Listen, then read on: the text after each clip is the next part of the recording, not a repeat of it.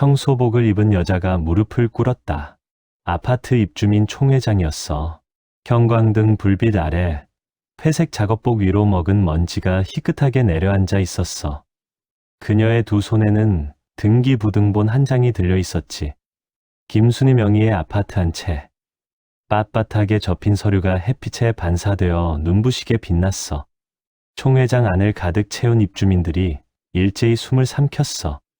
모든 시선이 그 무릎 꿇은 여자와 등기부등본 위에 꽂혔어. 김순희는 한 발자국 뒤로 물러섰어. 그녀는 이 여자를 알았어. 매일 아침 단지 복도를 쓸던 청소부. 조용하고 말이 없던 이정숙 씨. 그런데 지금 왜 자신의 이름 앞으로 된 등기부등본을 두 손에 쥐고 이러는 걸까? 입술 사이로 아무 말도 나오지 않았어. 눈동자만 그녀를 향해 고정된 채였어. 이게 무슨 짓이야? 당장 일어나. 등 뒤에서 박영철 동대표의 목소리가 날카롭게 터져 나왔어. 그의 얼굴은 잿빛으로 굳어 있었고 목에는 핏줄이 팽팽하게 섰어. 그는 테이블을 손바닥으로 내리쳤어. 물컵이 옆으로 쓸려 바닥에 떨어졌어. 요란한 소리에도 총회장 안 시선은 여전히 무릎 꿇은 여자에게 머물렀어. 이정숙은 고개를 들었어. 그녀의 눈은 맑고 단호했어. 두렵지 않다는 듯, 아니 이미 오래전부터 이 자리를 준비해왔다는 듯 흔들림이 없었지. 그 시선은 박영철을 지나쳐 곧장 김순희에게로 향했어. 아주머니, 저 기억하세요? 낮고 침착한 목소리였어. 하지만 그 말에는 거부할 수 없는 무게가 실려 있었어.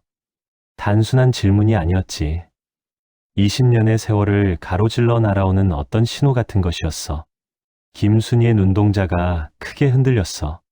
무릎 꿇은 여자의 얼굴을 처음 보는 것처럼, 아니 오래된 기억 속에서 찾으려는 것처럼 천천히 훑어보았어. 뭔가가 그녀의 가슴 어딘가를 건드렸지만 기억은 좀처럼 윤곽을 드러내지 않았어. 박영철은 다리가 풀린 듯 비틀거렸어. 셔츠 깃을 거칠게 움켜쥔 손이 파르르 떨렸어. 그의 눈빛 속에는 분노 뒤에 뭔가 다른 것이 섞여 있었어. 두려움 같은 것이었어. 이정숙은 조용히 한마디를 더 얹었어. 20년 동안 아주머니를 찾았어요. 새벽 5시 김순희는 익숙한 빗자루를 들었어. 차가운 새벽 공기만큼이나 그녀의 등엔 늘 무거운 짐이 얹혀 있었지. 남편이 남긴 빚과 두 아이의 뒷바라지, 그리고 숨막히는 아파트 대출 상환의 압박까지. 그녀는 묵묵히 빗자루를 쓸었어. 지난밤 누군가 흘리고 간 커피 자국, 강아지 배설물 흔적, 끈적이는 전단지, 조각들이 그녀의 빗질에 맞춰 쓸려 나갔어. 아침 햇살이 비스듬히 아파트 외벽을 비추기 시작할 무렵, 지하주차장으로 향하는 길목을 닫고 있었어. 누군가 빠르게 걸어오다 그녀의 옆을 스쳐 지나갔지. 그 발걸음이 일으킨 바람에 쓸었던 먼지가 다시 허공으로 흩어졌어. 뒤따라오던 한 젊은 여자가 차가운 시선으로 그녀를 훑어보더라. 어휴, 아침부터 먼지 구덩이네. 아줌마, 좀 조심해서 쓸지 그래요? 차 다 더러워지잖아. 그녀는 고개를 숙였어. 아무 대꾸 없이 다시 빗자루를 들고 먼지를 모으는 모습이었지. 그 여자는 콧방귀를 뀌더니 이내 핸들을 꺾어 주차장을 빠져나가는 거야. 김순희의 손은 조금 더 힘이 들어갔어. 어깨를 짓누르는 빗자루의 무게가 평소보다 더 무겁게 느껴지더라. 정해진 시간 안에 이 넓은 구역을 깨끗하게 만들어야 했어. 대충대충 하는 법이 없었지. 구석구석 눈에 잘 띄지 않는 곳까지 그녀의 손길이 닿았어. 손으로 직접 오물을 줍거나 시멘트에 눌어붙은 껌을 긁어내는 일도 흔했어. 허리를 펴면 찌뿌드드한 통증이 허리깨를 따라 올라왔지만 그녀는 그저 가볍게 두드리고는 다시 고개를 숙였어. 점심시간 겨우 한숨 돌릴 틈도 없이 그녀의 머릿속은 온통 숫자로 가득했어. 아파트 담보대출 3억. 매달 갚아야 하는 이자만 해도 숨이 막히는 금액이었어.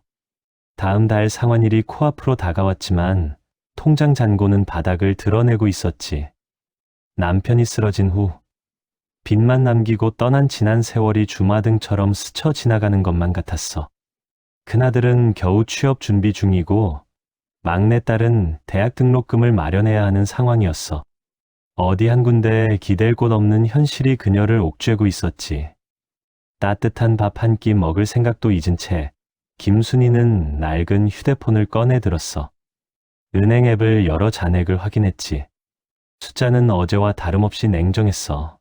연체 직전의 대출은 마치 시한폭탄처럼 그녀의 가슴을 쿵쾅거리게 만들더라. 누구에게도 이 힘든 속내를 털어놓지 못했어. 남에게 손을 벌리는 건 마치 자신의 나약함을 인정하는 일 같았거든. 어쩌면 자신이 이런 도움을 받을 자격이 있는 사람인지조차 확신이 없던 거야. 그녀는 차가운 벤치에 앉아 지친 눈으로 하늘을 올려다봤어. 높은 아파트 건물들이 마치 절벽처럼 보였지. 그 높은 벽 안에서 사는 사람들과 그 벽 아래 먼지를 쓸고 있는 자신의 모습이 대비되는 것 같았어. 김순희는 깊은 한숨을 내쉬더니 다시 빈 빗자루를 들었어. 아직 그녀의 하루는 끝나지 않았거든. 어느 날 새로운 청소 아주머니가 나타났어. 앳된 얼굴에 어딘가 어설픈 손놀림이 눈에 띄었지. 이정숙 씨, 나 불리는 그녀의 눈빛에는 깊이를 알 수 없는 무언가가 담겨 있었어. 그날 아침 단지 내 분리수거장은 늘 그렇듯 혼잡했어. 재활용 쓰레기가 산을 이루고 여기저기서 뿜어져 나오는 퀴퀴한 냄새가 코를 찔렀지. 순희 씨는 묵묵히 폐지 더미를 정리하고 있었어. 허리가 뻐근했지만 익숙한 고통이었어. 그때 저 멀리서 새로운 얼굴이 눈에 들어왔어. 하늘색 청소 조끼가 아직 낯선 듯 어색하게 걸쳐진 여인이었어. 막내딸보다 몇 살 위일까 싶은 젊은 얼굴인데 손에 들린 빗자루질이 영 서툰 거야. 그녀는 페트병과 플라스틱을 분리하는 곳에서 한참을 우물쭈물했어. 뭐가 뭔지 모르겠다는 듯 이리 보고 저리 보는 모습이 꼭 처음 온 사람 같았어. 사실 처음 온 게 맞았지. 순희 씨는 물끄러미 그녀를 지켜봤어. 다른 아주머니들은 이미 각자 맡은 구역에서 능숙하게 움직이고 있었고 시선은 이따금 정숙 씨에게로 향하더라. 곱지 않은 시선들이었어. 어머, 저 아주머니는 누구래? 새로 왔나 봐. 글쎄, 어딘가 좀 어수룩해 보이지 않아? 젊으니까 일도 빠릿빠릿하게 잘하겠지 뭐. 수근거리는 소리가 바람결에 실려 순희 씨의 귀에도 들려왔어. 그도 그럴 것이 정숙 씨는 종이박스를 분리하다가 손을 베었는지 작게 신음하며 손가락을 흔들어댔어. 얇은 작업용 장갑 위로 빨간 피가 송골송골 맺히는 게 보였어. 순희 씨는 잠시 망설였지. 자기 일도 바빴지만 저렇게 서툰 사람을 모른 척하기가 어려웠거든. 순희 씨는 허리춤에 차고 다니던 작은 구급상자에서 데일밴드 하나를 꺼냈어. 그리고는 조용히 정숙 씨에게 다가갔지. 정숙 씨는 순희 씨의 그림자가 드리워지자 고개를 들었어. 동그랗게 뜬 눈에는 당황한 기색이 역력했어. 여기, 이거 붙여요. 순희 씨는 아무 말 없이 데일밴드를 내밀었어. 그녀의 목소리는 낮고 평온했지만 그 안에는 걱정이 담겨 있었어. 정숙 씨는 순희 씨의 손에 들린 밴드를 한참 바라보더니 겨우 손을 내밀어 받아들었어. 아, 네, 고맙습니다. 그녀는 고개를 숙이며 밴드를 조심스럽게 상처에 붙였어. 그 모습이 어찌나 조심스럽던지 마치 평생 처음 밴드를 붙여보는 사람 같았어. 순희 씨는 정숙 씨의 손가락을 슬쩍 살폈지. 깊은 상처는 아니었지만 피가 멈추지 않는 걸 보니 따끔하겠더라. 괜찮아요. 별거 아니에요. 순희 씨는 말없이 자기 자리로 돌아왔어. 다른 아주머니들은 여전히 수군거렸지만 순희 씨는 그런 시선들을 신경 쓰지 않았어. 순희 씨는 다시 묵묵히 폐지를 정리하기 시작했어. 그때였어. 등 뒤에서 느껴지는 시선에 고개를 돌려보니 정숙 씨가 순희 씨를 물끄러미 바라보고 있었어. 그녀의 눈빛은 아까와는 사뭇 달랐어. 어설픔 뒤에 숨겨진 무언가 깊고 복잡한 감정들이 스쳐 지나가는 듯 했어. 마치 오래전부터 순희 씨를 알고 있었다는 듯이 말이야. 야, 이 아줌마들 청소 똑바로 안 해?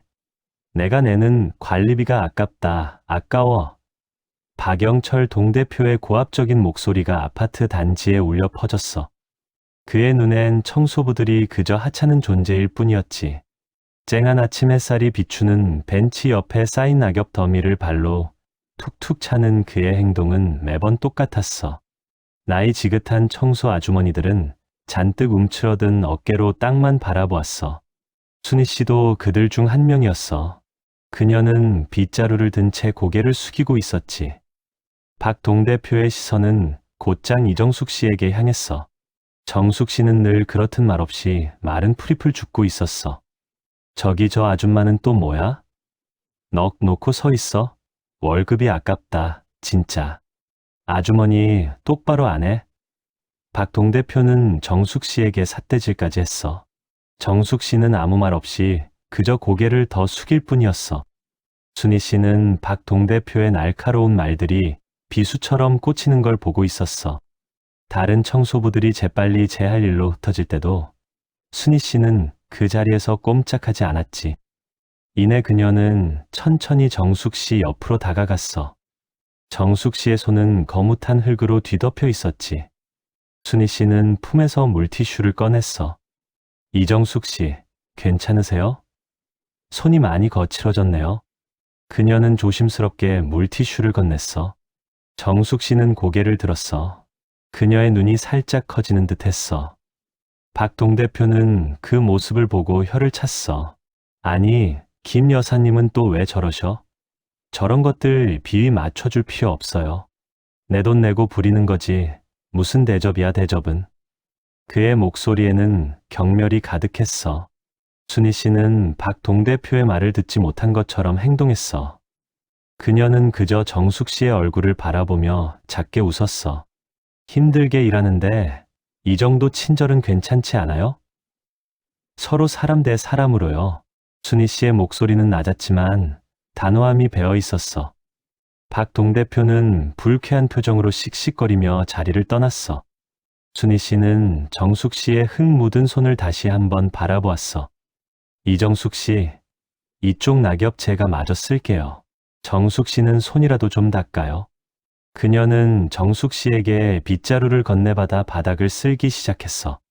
정숙 씨는 순희 씨의 뒷모습을 한참 동안 바라보았어. 그녀의 손에 들린 물티슈가 젖어드는 것도 잊은 채였어. 그녀의 얼굴에는 미묘한 감정의 파동이 일었어. 따뜻함과 동시에 어떤 강렬한 결심 같은 것이었어. 순희 씨의 구부정한 등 위로 쏟아지는 아침 햇살을 보며 정숙 씨의 눈빛은 점점 더 깊고 단단하게 변했어. 그녀는 순희 씨가 보지 못하게 살짝 고개를 돌려 멀리 박 동대표가 사라진 길목을 응시했어. 그녀의 눈 속에는 차가운 불꽃이 일렁이는 듯 했어. 그날 이정숙 씨는 유난히 얼굴이 창백했어. 새벽부터 빗속에서 땀을 뻘뻘 흘리며 일하는 모습에 김순희의 마음 한구석이 저려왔지. 퇴근길 그녀는 작은 죽 한 그릇을 들고 이정숙의 집 앞에 놓아두었어. 아침부터 추적추적 비가 내리는 날이었어. 빗물이 흥건한 아파트 단지 구석구석을 이정숙이 묵묵히 쓸고 있었어. 젖은 낙엽들이 자꾸만 빗자루 끝에 달라붙어 떨어지지 않았어. 낡은 청소복은 이미 빗물에 축축하게 젖어 있었지. 김순희가 그 옆을 지나가는데 이정숙의 얼굴이 평소보다 훨씬 창백한 게 눈에 띄었어. 마른 기침 소리가 섞여 나오는 걸 김순희는 똑똑히 들었어. 자신도 고된 하루를 마치고 몸은 천근만근이었어. 하지만 저렇게 서툰 사람을 모른 척하기가 어려웠거든. 결국 김순희는 익숙하게 가던 버스 정류장을 지나쳤어. 발걸음은 저절로 작은 골목 어귀에 있는 죽집으로 향했어. 지갑을 열어 꼬깃꼬깃 접힌 10,000원짜리 한 장과 1,000원짜리 몇 장을 꺼내 세어봤어. 오늘 저녁 식탁에 올릴 반찬 걱정이 먼저 떠올랐지만 그녀는 망설임 없이 죽 한 그릇을 주문했어. 따뜻한 야채죽 한 그릇이 겨우 5,000원이었지만 그날 김순희에게는 결코 가벼운 돈이 아니었어. 이정숙의 집 문 앞에 도착한 김순이는 죽을 내려놓을 곳을 찾았어. 혹시 누가 볼까봐 주변을 두리번거렸어. 문고리에 작은 비닐봉투에 죽을 걸어두고 주머니에서 작은 쪽지를 꺼냈어. 삐뚤빼뚤한 글씨로 여자 적어 죽 봉투에 함께 넣어두었어. 따뜻하게 드세요. 별거 아니에요. 마치 죄라도 지은 사람처럼 자신의 선행이 알려질까봐 그녀는 서둘러 그 자리를 피했어. 한참 후 이정숙이 빗물에 젖은 몸을 이끌고 퇴근했어. 현관문을 열려다 문고리에 걸린 작은 봉투를 발견했지. 봉투를 열어보니 따뜻한 온기가 새어나오는 죽 그릇과 삐뚤빼뚤한 글씨의 쪽지가 들어있었어. 별거 아니에요라는 문구를 읽는 그녀의 입가에 옅은 미소가 번졌어. 죽을 상에 올려두고 이정숙은 잠시 멍하니 앉아 있었어. 따뜻한 김이 피어오르는 죽 그릇을 물끄러미 바라보는 그녀의 눈빛은 무언가 결심한 듯 단단했어. 20년 전 한강 다리 위에서 자신을 붙잡아 주던 그 손길처럼 김순이는 오늘도 그렇게 말없이 온 길을 건네고 있었어. 이정숙은 죽을 한 숟가락 더 입으로 가져갔어. 목을 타고 넘어가는 순간 그녀의 두 눈에 뜨거운 기운이 차올랐어. 이정숙은 빈 죽 그릇을 내려놓고 탁자 위에 놓인 작은 수첩을 집어들었어. 그 안에는 김순이의 이름 옆에 빼곡한 글자들이 적혀 있었어. 비청산 완료, 아들 취업 성공, 딸 장학금 확보, 그리고 그 아래 다른 메모 하나가 더 있었지. 성진건설 부도 서류, 박영철 연루 여부 최종 확인 중. 이정숙은 그 글자를 손끝으로 천천히 짚어내렸어. 그 아래 마지막 줄에는 박영철 동대표 응징 계획이라는 문구가 선명하게 박혀 있었지. 그녀의 입술이 가늘게 움직였어. 아주머니, 이번엔 내가 차례야. 깊은 밤, 박영철 동대표의 사무실은 침묵 속에 잠겨 있었어. 이정숙은 휴대폰 손전등 불빛에 의지해 낡은 캐비닛 문을 조심스럽게 열었지. 퀴퀴한 종이 냄새가 코를 찔렀어. 그녀의 손은 망설임 없이 가장 깊숙한 칸을 더듬었어. 수많은 서류, 뭉치 속에서 마침내 그녀의 손끝에 닿은 건 낡은 고무줄로 묶인 누런 서류 뭉치였어. 겉면에는 희미하게 김순이 남편 사업 관련이라고 적혀 있었지. 이정숙은 숨을 멈추고 첫 장을 펼쳤어. 사업부도 격리서, 채무관계 증명서, 보증 관련 서류들이 차례로 눈에 들어왔어. 처음에는 평범한 부도 처리 과정처럼 보였지. 하지만 이정숙의 눈은 끈질기게 작은 글씨 하나하나를 쫓았어. 그리고 마침내 그 틈이 보였어. 두 번째 보증 서류. 김순이 아주머니 남편의 서명이 너무나도 깔끔하게 마치 복사한 것처럼 찍혀 있었어. 닳고 다른 서류들과는 확연히 다른 모습이었지. 연대 보증인 박영철이라는 글자 옆에 김순이 아주머니 남편의 서명이 어색하게 자리 잡고 있었던 거야. 필체의 미묘한 차이, 잉크의 번짐 정도, 모든 것이 부자연스러웠어. 이정숙의 눈이 한 곳에 고정됐어. 서류를 들고 작은 숨을 들이켰어. 박영철은 아주머니 남편 몰래 연대 보증 서류를 위조했던 거야. 그 서류를 빌미로 사업의 핵심 자금을 빼돌렸어. 그리고는 모든 책임을 아주머니 남편에게 뒤집어 씌웠던 거지. 사업은 부도 처리됐고 아주머니 가족은 길바닥에 앉게 된 거야. 그 순간 이정숙의 눈에 오래된 기억이 겹쳐 들어왔어. 20년 전 이정숙의 아버지가 운영하던 성진건설도 박영철과 동업을 한 적이 있었어. 아버지의 회사 역시 같은 방식으로 무너졌어. 박영철이 보증 서류를 이용해 자금을 빼돌리고 아버지를 사기 혐의로 몰아붙였던 거야. 아버지는 끝내 그 충격을 이기지 못하고 쓰러지셨지. 그 절망이 어린 이정숙을 한강 다리 위로 몰아세웠던 거야. 이정숙의 눈동자가 흔들렸어. 김순이 아주머니의 남편이 당한 일과 자신의 아버지가 당한 일이 같은 손에서 비롯된 같은 방식의 범행이었어. 박영철은 단 한 번이 아니었던 거야.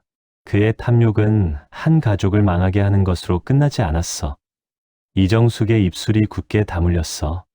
박영철은 아마 자신이 저지른 죄의 무게를 평생 모르고 살았을 거야.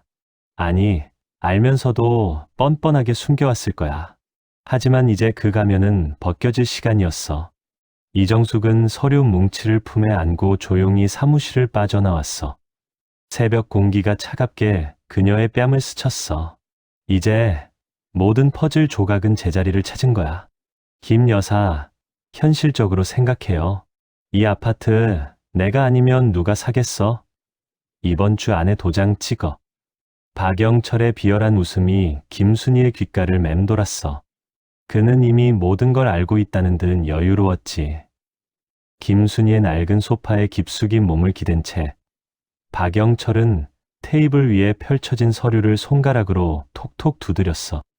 그 서류 위에는 매매 계약서라는 글자가 선명하게 박혀 있었지. 김순희는 마른 침을 꿀꺽 삼켰어. 그녀의 눈은 박영철의 손이 가리키는 금액에 머물렀어. 은행 대출 원금에도 한참 못 미치는 액수였어. 제가 아직은 집을 팔 생각이 없어요. 박 동대표님. 그녀의 목소리는 파르르 떨렸어. 김 여사 참나? 정신 못 차리네. 박영철의 표정이 순식간에 굳어졌어. 연체 이자가 얼만 줄은 알고 하는 소리야? 이번 달만 넘어가면 경매 넘어가는 거 몰라? 내가 지금 김 여사 봐주는 거잖아. 그의 눈빛은 김순희를 꿰뚫어 볼 듯 날카로웠어. 김순희는 고개를 푹 숙였어. 그의 말이 틀린 건 아니었거든. 등 뒤로 식은땀이 흘러내리더라. 그때 현관문 밖에서 낡은 청소 도구가 스치는 소리가 들렸어. 이정숙이 복도를 닦으며 이쪽으로 다가오는 소리였지. 박영철은 시끄럽다는 듯 손을 내저었어. 야, 아줌마, 거기 좀 조용히 해봐. 사람 얘기 중이잖아. 이정숙의 걸음이 순간 멈칫하는 게 보였지. 그녀는 빗자루를 옆에 세워두고 고개를 살짝 돌려 안을 쳐다보더라. 박 동대표님, 제가 다른 방법을 찾아볼게요. 어떻게든 되겠지요. 김순희는 애써 희망을 이야기했지만 그 말은 공허하게 맴돌았어. 박영철은 코웃음을 쳤어. 다른 방법, 웃기고 있네. 지금 김 여사한테 남은 게 뭐가 있어? 늙은 몸으로 청소나 다니면서 자식들한테 손 벌리는 것도 한두 번이지, 안 그래? 그의 말은 비수처럼 김순희의 가슴에 박혔어. 김순희의 얼굴에서 핏기가 가셨어. 박영철은 그런 김순희를 아랑곳하지 않고 계약서를 다시 들이밀었어. 자, 여기 도장이나 찍어. 내가 빚 다 정리해 줄게. 이만한 은혜 베푸는 사람 다시는 없을 거야. 그는 펜을 김순희 앞에 툭 던지듯 놓았어. 김순희는 떨리는 손으로 펜을 잡을까 말까 망설였어. 이정숙은 굳은 얼굴로 그 모든 광경을 지켜보고 있었어. 그녀의 눈빛은 복도에 깔린 어둠만큼이나 차갑게 가라앉아 있었지. 이정숙의 입술이 미세하게 떨렸어. 그녀는 들고 있던 걸레를 꽉 움켜쥐었어. 청소 아주머니의 투박한 손마디가 하얗게 질리도록 말이야. 이정숙의 마음속에는 설명할 수 없는 분노가 끓어오르고 있었어. 그 분노는 마치 폭풍 전의 고요함처럼 모든 것을 잠식할 듯 조용하고도 맹렬했어. 입주민 총회장. 박영철의 목소리가 마이크를 타고 날카롭게 울려 퍼졌어. 저분 이번 달도 관리비 못 내셨더라. 이런 분 때문에 아파트 품격이 떨어지는 거 아니겠어? 그의 시선은 김순희에게 꽂혔지. 김순희는 고개를 숙였어. 옆에 앉은 아주머니의 시선이 불편하게 느껴지더라. 박영철은 마이크를 든 채 총회장 중앙에 섰어. 짐짓 점잖은 표정을 지었지만 입꼬리는 비열하게 올라가 있었지. 아니, 내가 뭘 틀린 말했어? 다들 알잖아. 매달 관리비 연체 알림 붙는 집이 어디 김 여사네 말고 또 있어? 그의 목소리는 점점 커졌어. 김순희의 손은 무릎 위에서 가늘게 떨렸어. 입술을 꾹 깨무는 바람에 피 맛이 살짝 돌더라. 그녀는 그저 숨죽인 채 시선만 바닥으로 박아 넣었어. 박영철은 이런 김순희의 반응을 즐기는 듯 했어. 그는 한 걸음 더 김순희 쪽으로 다가섰어. 참나, 내가 김 여사 사정 모르는 사람도 아니고 남편 사업 망하고 힘들어진 거 다 아는 사실이야. 근데 말이야, 그렇다고 아파트 주민들한테 민폐를 끼치면 안 되는 거잖아. 박영철의 말투는 비웃음을 담고 있었어. 다 큰 자식들이 엄마 관리비 하나 못 내줘? 어디서 뇌물까지 뿌리고 다닌다는 얘기도 들리던데. 청소부 아줌마들한테 돈 쥐어줬다는 게 사실이야? 주변의 시선이 가시처럼 박혔어. 김순희의 뺨이 시뻘겋게 달아오르더라. 그녀는 얼굴을 들 수 없었어. 목구멍이 꽉 막혀 숨쉬기조차 힘들었어.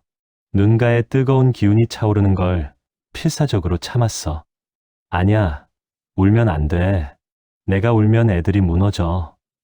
그녀는 그 생각 하나로 버텼어. 박영철은 그런 김순희를 보며 피식 웃었어. 이러다 다음엔 아파트 담보대출 이자도 못 내겠다고 나자빠지는 거 아니야? 누가 보면 거렁뱅이 집안인 줄 알겠어. 그의 마지막 말은 비수처럼 김순희의 심장을 꿰뚫었어. 김순희의 몸이 파르르 떨렸어. 그때 총회장 뒤편 구석진 자리에서 한 여인이 조용히 서 있었어. 청소 아주머니 이정숙이었어. 박영철의 비열한 말들이 그녀의 귓속을 파고들었어. 이정숙의 얼굴은 돌처럼 굳었어.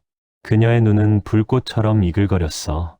그 순간 이정숙의 손이 주머니 속 차가운 서류 봉투를 꽉 움켜쥐었어.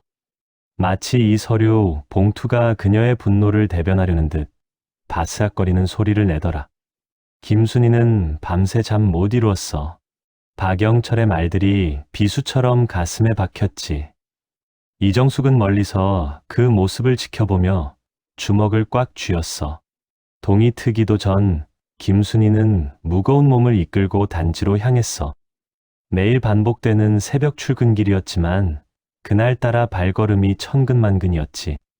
늦은 밤까지 잠 못 이룬 탓에 눈꺼풀은 자꾸만 내려앉으려 했어. 어제 박영철이 헐값에 집을 넘기라며 들이밀었던 서류가 자꾸만 눈앞에 어른거리는 듯했어. 오후에 열린 아파트 입주민 대표 회의는 늘 그랬듯 소란스러웠어. 김순희는 회의장 한쪽 구석에 앉아 고개를 숙이고 있었지. 박영철의 목소리가 유난히 크게 울려 퍼지더라. 최근에 말이야, 우리 아파트 청소 용역 업체 관련해서 좀 웃긴 일이 있었어. 어떤 청소 아줌마가 말이야, 아주머니들한테 돈을 좀 쥐어줬다는 제보가 들어왔거든? 회의장 안이 순간 조용해졌어. 김순희는 심장이 쿵 하고 떨어지는 기분이었지. 참나, 정말 어이가 없어서. 관리비 연체하는 사람이 어디서 그런 돈이 나서 청소 아줌마들한테 뿌리고 다니는지 모르겠네. 박영철의 시선이 대놓고 김순희에게 꽂혔어. 아니 그게 무슨 말씀이세요? 저는 그런 적 없어요. 김순희의 목소리는 너무 작아서 제대로 들리지도 않았어. 몇몇 주민들은 박영철의 말에 고개를 끄덕이거나 웅성거렸어. 김순희의 눈에는 당혹스러움과 함께 깊은 절망감이 스쳐 지나가는 게 보이더라. 내가 뭘 그렇게 잘못했다고 나이 먹고 이런 치욕을 당해야 하는 걸까? 김순희의 눈빛은 점점 초점을 잃어갔어. 그 모습을 멀리서 지켜보던 이정숙의 표정은 차갑게 굳어지더라. 그녀는 한치의 흔들림 없는 눈빛으로 김순희를 응시했어. 이정숙의 손이 무심한 듯 바지 주머니 속으로 들어갔어. 그리고 차가운 봉투를 꽉 움켜쥐더라. 그녀는 더 이상 지켜볼 수 없다는 듯 입술을 굳게 다물었어. 그날 밤 이정숙의 집 서재불은 새벽이 되도록 꺼지지 않았어. 그녀는 서류 더미를 펼쳐놓고 무언가를 꼼꼼히 확인하고 또 확인했어. 이정숙의 손에 들린 서류 뭉치 위로 붉은색 글씨로 최종이라고 쓰여 있는 게 보였어. 이제 돌이킬 수 없는 시간이 다가오고 있는 거야. 총회날 아침, 이정숙은 김순희에게 다가갔어. 아주머니, 혹시 저한테 도움받을 자격이 없는 사람이라고 생각하시는 건 아니죠? 낮은 목소리에 단호함이 섞여 있었지. 김순희는 낡은 청소 도구를 정리하며 고개를 숙였어. 아이고, 정숙 씨, 무슨 그런 말씀을 해. 내가 받을 자격이 뭐 있어. 나는 그냥 내 할 일 하는 거지. 김순이는 애써 웃어 보였지만 그 웃음은 입가에서 맴돌다 사라졌어.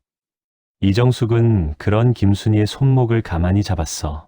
아주머니, 왜 항상 혼자 감당하려고 해? 옆에 사람들이 있잖아.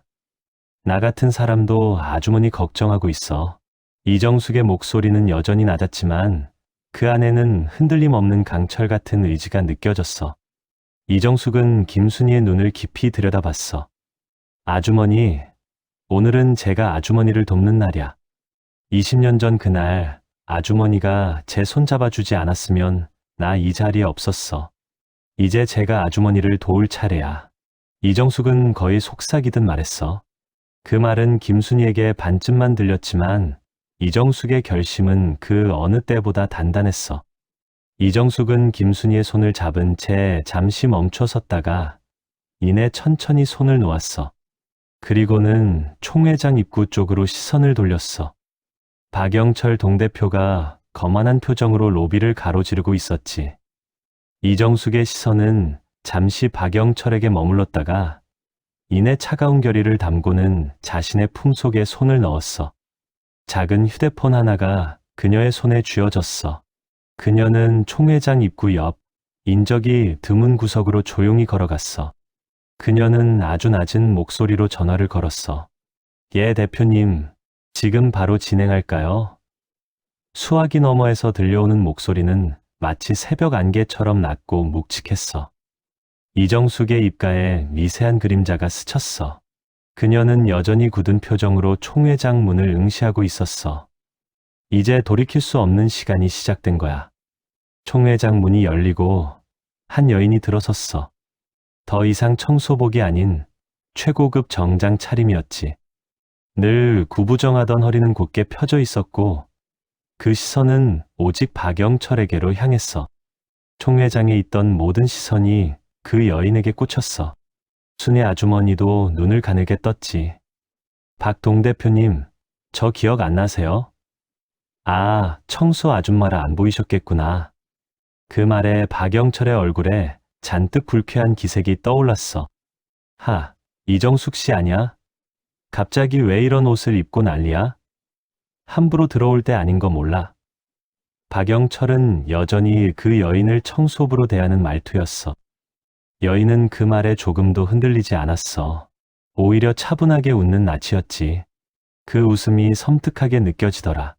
함부로 들어올 때가 아니라 내 회사 총회장인데 내가 못 들어올 데가 어디 있겠어? 총회장 안은 순간 정지된 듯 고요해졌어. 순의 아주머니의 눈이 휘둥그레졌지.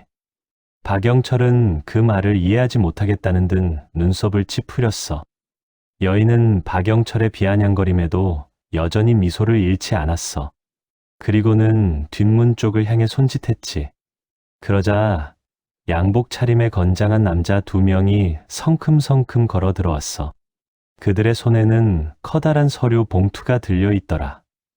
박 동대표님, 오늘 이 자리는 우리 정숙개발의 정기 주주총회 날이야. 내가 여기 대표이사이거든. 정숙개발이라는 이름이 나오자 총회장 안은 완전히 술렁거렸어.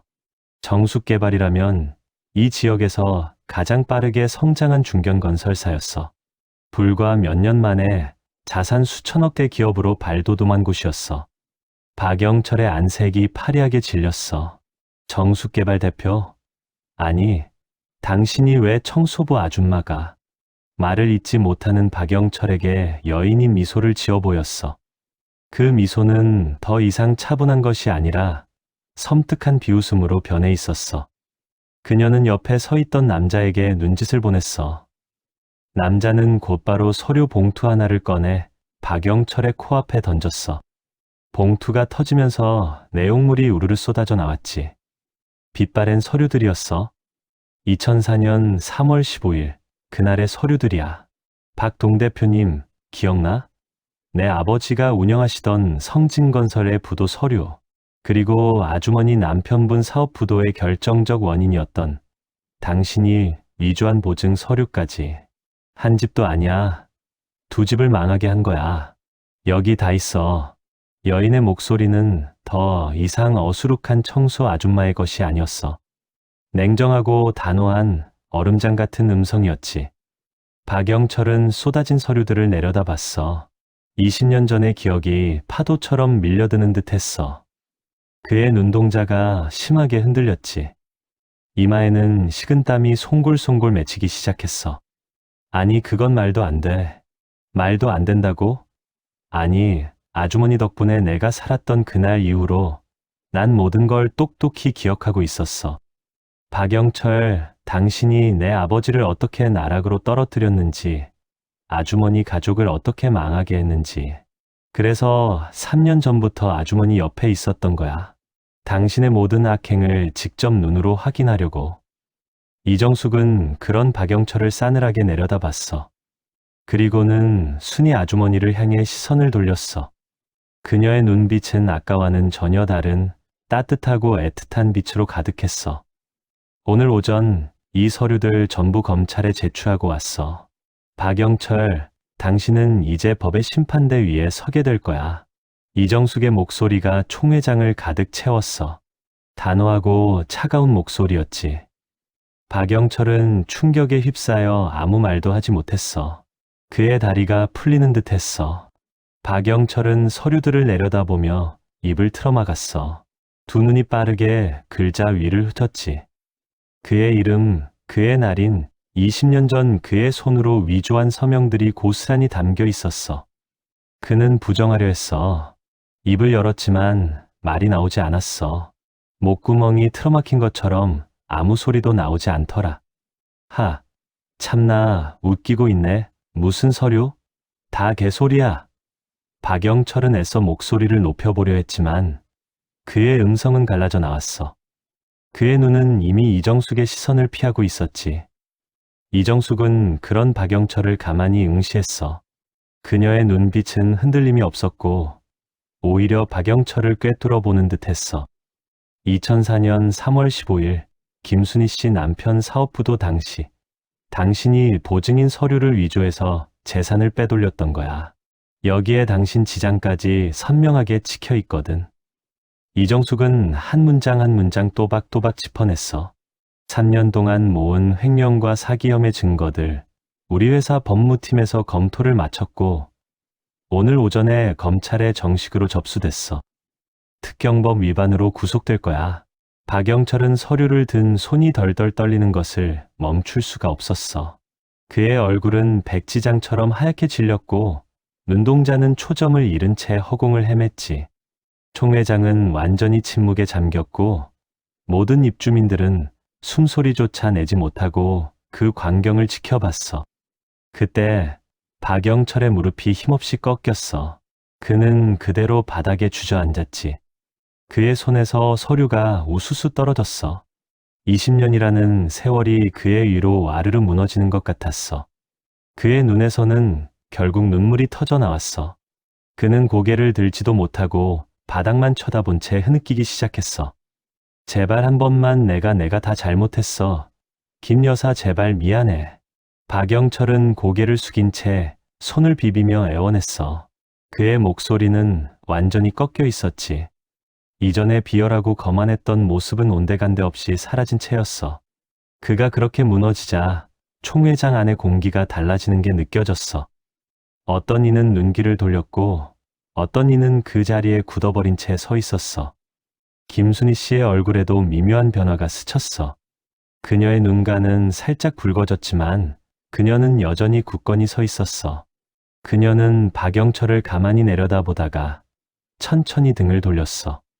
뒤돌아선 그녀의 어깨가 살짝 들썩이는 듯 보였지만 그녀는 끝내 어떤 말도 하지 않았어. 이정숙은 그런 김순희 씨를 잠시 바라보았어. 그리고는 박영철을 지나쳐 김순희 씨 앞에 섰지. 아무 망설임 없이 김순희 씨 앞에 무릎을 꿇었어. 그녀의 눈은 김순희 씨를 향해 있었고 그 눈에는 이제껏 숨겨왔던 깊은 감정이 가득했어. 바로 그 순간 김순희 씨의 주머니에서 진동 소리가 울렸어. 그녀는 멍한 표정으로 휴대폰을 꺼내 들었어. 문자 한 통이 와 있었어. 발신자는 오은행이었지. 김순희 고객님, 아파트 담보대출 3억 원 전액 상환 완료되었습니다. 김순희 씨의 손에서 휴대폰이 툭 하고 떨어졌어. 그녀는 믿을 수 없다는 얼굴로 이정숙을 바라보았어. 이정숙은 조용히 고개를 끄덕였어. 아무 말도 하지 않았지만 그 눈빛 하나가 모든 것을 말해주고 있었어. 김순희 씨의 눈에서 하염없이 눈물이 흘러내렸어. 그녀는 아무 말도 하지 못한 채 떨리는 손으로 이정숙의 어깨를 천천히 끌어안았어. 총 회장 아내는 아무도 말을 하지 않았어. 그 침묵이 오히려 모든 것을 말해주는 것 같았어. 모든 소란이 끝나고 며칠이 지났어. 김순희의 아침이 달라졌지. 새벽 알람이 울려도 예전처럼 가슴이 쿵 내려앉지 않았어. 창밖으로 쏟아지는 햇살을 보며 짧게 기지개를 켜는 것. 그게 그녀에게는 오랫동안 잊고 살았던 일이었어. 작은 화분에 물을 주고 따뜻한 차 한 잔을 마시는 것. 별것 아닌 그 일상이 새로운 선물처럼 느껴지더라. 자녀들 얼굴에도 그늘이 걷혔어. 큰아들이 취업 면접을 보러 나가는 날 아침, 김순희는 처음으로 웃으며 배웅할 수 있었어. 막내딸이 장학금 통보를 받고 달려온 날에는 둘이서 소파에 나란히 앉아 한참을 울었지. 무거운 짐이 사라지자 세상이 제 색깔을 찾은 듯 보였어. 어느 오후 단정한 정장 차림의 이정숙이 찾아왔어. 눈빛은 차분했지만 순이를 향한 깊은 존경심이 느껴졌지. 이정숙이 내민 작은 상자 안에는 깨끗한 통장 하나가 들어있었어. 그동안 익명으로 납입되었던 이자 내역들이 고스란히 찍혀있는 통장이었어. 순이는 떨리는 손으로 통장을 들고 이정숙을 바라봤어. 목소리가 미세하게 떨렸어. 이렇게까지 왜 저한테 이런 과분한 도움을 주신 거예요? 제가 받을 자격이 있는 사람인지 모르겠어요. 이정숙은 그녀의 말을 끊지 않고 지그시 눈을 맞췄어. 잠시 침묵이 흘렀어. 그러다 이정숙이 조용히 입을 열었지. 아주머니는 기억 못하실 수도 있어요. 총회장에서 그게 어떤 상황이었는지. 아주머니 앞에 무릎 꿇었을 때 제가 먼저 말씀 못 드렸잖아요. 이정숙은 순이의 눈을 바라보며 천천히 말을 이었어. 20년 전 한강 다리 위. 저예요. 아주머니. 그날 아주머니가 제 손 잡아주지 않으셨으면 저 없었어요. 살아줘서 고마워요. 하신 아주머니의 그 한마디가 제 전부였어요. 순이의 심장이 쿵 내려앉았어. 비 오던 날 다리 위에서 위태롭던 젊은 여자의 모습이 스쳐 지나갔지. 그 아이가 정숙이었단 말이야? 순이는 손으로 입을 틀어막았어. 제 이름 이정숙이에요. 아주머니가 살려주신 그 아이 맞아요. 이정숙의 진심 어린 고백에 순이의 눈에서 뜨거운 눈물이 하염없이 흘러내렸어. 단순한 은혜 갚음이 아니었어. 생명의 보답이었고 20년 세월을 뛰어넘은 기적 같은 인연이었지. 순이는 이정숙의 손을 꽉 잡고 아무 말도 하지 못했어. 말이 필요 없었어. 두 사람이 잡은 손끝에 20년이라는 세월이 고스란히 담겨 있었거든. 세상은 아직 따뜻했고 보이지 않는 곳에서 자신을 응원하는 이가 있다는 사실에 그녀는 더 이상 외롭지 않았어. 1,000원짜리 따뜻한 손 하나가 20년 뒤 한 사람의 인생을 통째로 바꾼 이야기. 우리가 무심코 건넨 친절이 누군가의 전부였을 수 있다는 것을 오늘 우리는 다시 한번 깨달았어. 20년 전 한강 다리 위에서 김순희 아주머니가 건넨 그 따뜻한 손길이 이정숙 씨의 삶을 통째로 바꿔놓았어. 그리고 그 손길은 다시 20년 뒤 아주머니의 무너질 뻔했던 삶을 구원하는 기적이 되어 돌아왔지. 청소 아줌마인 줄만 알았던 이정숙 씨의 진짜 정체가 밝혀지고 박영철 동대표의 악행이 만천하에 드러나던 순간 많은 사람이 저마다 눈물을 훔치더라. 세상 모든 관계가 계산적이라고 말하는 요즘 같은 세상에서 이렇게 따뜻한 이야기는 우리 마음을 잔잔하게 울리는 것 같아. 우리가 별 생각 없이 건넨 작은 친절이 누군가에게는 절벽 끝에서 붙잡아준 생명줄이었을 수도 있다는 거. 살다 보면 예상치 못한 순간에 복이 굴러들어오는 일도 있는 법이잖아. 어쩌면 그 복은 과거에 내가 심어두었던 작은 씨앗에서 움튼 것일지도 모른다는 생각이 들더라. 여러분들의 하루에도 어쩌면 오늘 김순희 아주머니에게 찾아온 기적 같은 순간들이 숨어 있을 수도 있어. 작은 선행이 모여 큰 기적을 만드는 이야기. 오늘 밤 인생 역전 라디오 드라마가 전하고 싶은 메시지였어. 맞잖아? 착한 끝은 반드시 있는 법이야. 이 이야기에 공감하셨다면 구독과 좋아요 잊지 말고 꼭 눌러줘. 다음 주에도 더 큰 감동과 통쾌한 반전으로 찾아올게. 안녕.